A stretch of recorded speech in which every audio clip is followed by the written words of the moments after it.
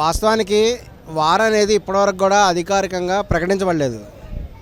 ఇప్పుడు జరుగుతున్నటువంటి అన్నీ కూడా అనధికారికంగా జరుగుతున్నటువంటి అటాక్ చేయటం, వీళ్ళు తిరిగి అటాక్ చేయటం, ఇవన్నీ కూడా అధికారికంగా కూడా ఇప్పటివరకు కూడా యుద్ధాన్ని చేస్తున్నామని భారత ప్రభుత్వం ప్రకటించలేదు. అలాగే పాకిస్తాన్ కూడా ప్రకటించలేదు. పాకిస్తాన్ వాళ్ళు ఏంటంటే అమాయకమైనటువంటి ఈ యొక్క పామరులైనటువంటి గిరిజనులుగా ఉన్నటువంటి వాళ్ళకు కూడా కేవలం భోజనం పెట్టి, వాళ్ళకి చిన్నపిల్లల దగ్గర నుంచి కూడా కేవలం భోజనాలు పెట్టి వాళ్ళకి ఆర్మీ ట్రైనింగ్ ఇస్తున్నారు. ఈ యొక్క పాకిస్తాన్లో కానీ జమ్మూ కాశ్మీర్లో కానీ అసలు ఎటువంటి టెక్నాలజీ కూడా లేదు. భారతదేశంతో పోలిస్తే వాళ్ళు చాలా వెనుకబడి ఉన్నారు.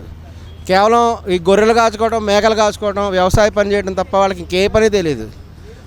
అటువంటి వాళ్ళకి సైన్స్ అండ్ టెక్నాలజీని అభివృద్ధి చేయకుండా ఈ యొక్క అమాయకులైనటువంటి చిన్నపిల్లల్ని తీసుకొని వాళ్ళకి భోజనాలు పెట్టి 2 పూట్ల వాళ్ళ ఆకర్షితులు చేసుకొని వాళ్ళకేంటంటే ఇక సైనిక శిక్షణ, తుపాకీ ఎలా పేల్చాలి, ఇటు బాంబులు ఎలా వేయాలి, ఇటువంటి చిన్నతనంలోనే వాళ్ళు నేర్పించేసి ఈ యొక్క ఇండియా మీద దాడికి వాళ్ళు ఉపయోగించుకుంటున్నారు. ఈ విషయం వాళ్ళకి అందరికి కూడా తెలియడం లేదు. వాళ్ళు ఏ విధంగా కూడా వాళ్ళ జీవితం పాడైపోతుంది అనేటువంటి విషయం.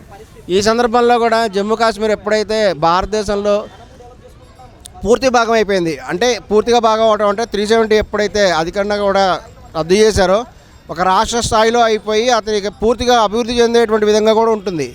ఈ యొక్క జమ్మూ కాశ్మీర్ అభివృద్ధి చెందుతున్నది అనేటువంటి విషయం తెలుసుకునేటువంటి వాళ్ళు ఎలాగైనా సరే దీన్ని ఆపాలి అనేటువంటి కుళ్ళు బుద్ధితోటి, ఇంకా దుర్భాగ్యమైనటువంటి పరిస్థితితోటి కూడా ఈ యొక్క పర్యాటకులను అటాక్ చేశారు. కానీ వాళ్ళు చేసినటువంటి పెద్ద తప్పు ఏంటంటే వెళ్ళి మీ మోడీకి చెప్పుకో అని వాళ్ళు ఉగ్రవాదులు చేసినటువంటి కామెంట్ వాళ్ళ జీవితంలో చేసిన అతి పెద్ద తప్పది. మోడీకి చెప్పుకో అంటే మోడీకి చెప్తే ఏమవుతుంది ఇప్పుడు చూస్తున్నారు వాళ్ళు, దాని ఫలితం.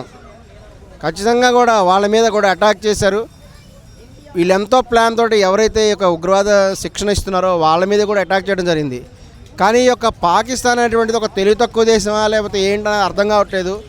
ఏ విధంగా చూసుకున్నా పాకిస్తాన్ అనేటువంటిది ఎట్లాగైనా భారతదేశంతో పోటీ పడలేదు, అది వాస్తవం. అటువంటిప్పుడు వీరు ఇలా పంజాబ్ మీద దాడి చేయటము, జమ్మూ కాశ్మీర్ మీద ఈ యొక్క దాడి చేయటం, మిస్సైల్స్ వదలడం అనేటువంటిది